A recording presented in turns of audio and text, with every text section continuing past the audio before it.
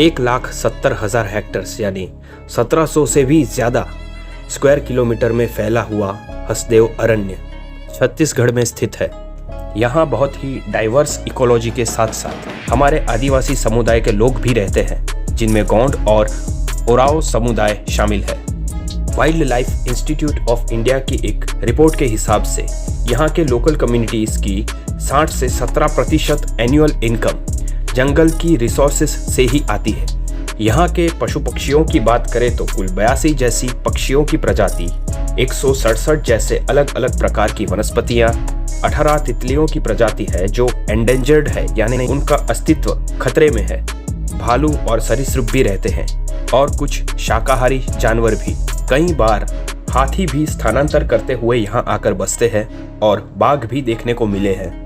ये भारत के केंद्रीय भाग का सबसे बड़ा जंगल है जो दूसरे जंगलों की तरह टुकड़ों में नहीं बटा। यहाँ साल और टीक जैसे जंगल भी है। हसदेव में एक नदी भी बहती है, तो यहाँ सभी तरह के जीवों को फलने फूलने के लिए कुदरत ने हर व्यवस्था की है। अब जंगल हो वहाँ कोयले की खदान होना आम बात है।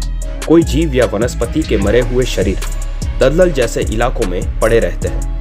समय रहते इन पर भौगोलिक बदलाव से मिट्टी के कण की परतें चढ़ती रहती है।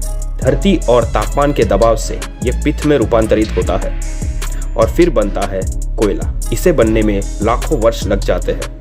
इसीलिए जंगल हो वहाँ कोयले की खदान होना आम बात है। हसदेव की कोल फील्ड 1879 स्क्वायर किलोमीटर में फैली हुई है। हसदेव जंगल में 1.369 बिलियन टन्स की कोल रिजर्व है जो प्रूवन है और 5.179 बिलियन टन्स की कोल रिजर्व आंकी गई है यानी एस्टिमेटेड कोल रिजर्व है। भारत में अब 111 साल चले उतना ही कोल बचा है। कोल का यूज क्या है? Cement production, carbon fibres, petroleum fuel, electricity और भी बहुत सारे। Solar energy, wind energy, geothermal energy, biofuels, hydrogen energy, tidal energy, ये सभी कोल एनर्जी की जगह पर यूज कर सकते हैं। भारत में nuclear energy, natural gas, hydro power और इथेनॉल से बनी हुई एनर्जी भी अवेलेबल है। तो फिर कोल एनर्जी का यूज क्यों करना है? क्यों जंगल और पूरी इकोसिस्टम को नष्ट करना है? ये समस्या पिछले कई सालों से चलती आ रही है।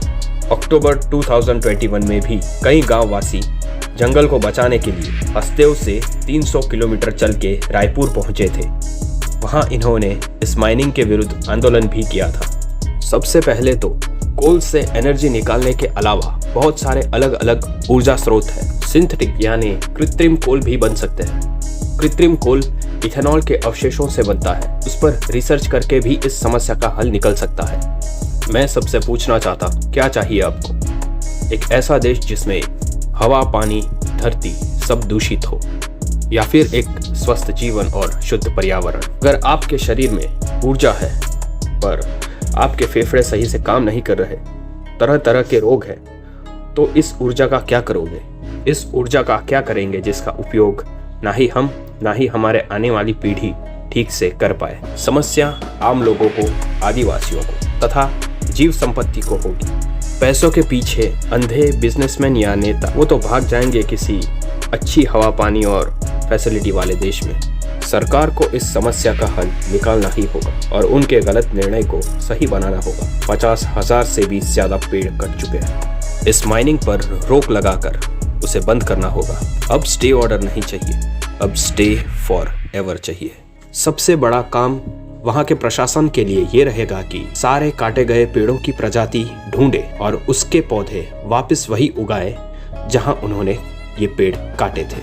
और इस कार्य को पूर्ण करने में 10 से 15 वर्ष लग जाएंगे। तब जाकर ये बंजर जमीन वापस जंगल बनेगी। डिफॉरेस्टेशन तो कर दिया, एफॉरेस्टेशन करना एक बड़ा काम है जो प्रशासन को करना ही पड़ेगा। नहीं तो कुछ समय बाद ये फिर से पेड़ काटना शुरू करेंगे, गांव वाले आंदोलन करेंगे, ये फिर से वो काम बंद कर देंगे।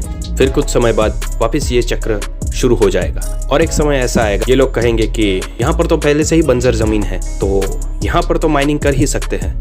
क्या ये कोई चाल तो नहीं? इसीलिए मैं कह रहा हूँ एफॉरेस्टेशन की मांग करनी ही होगी।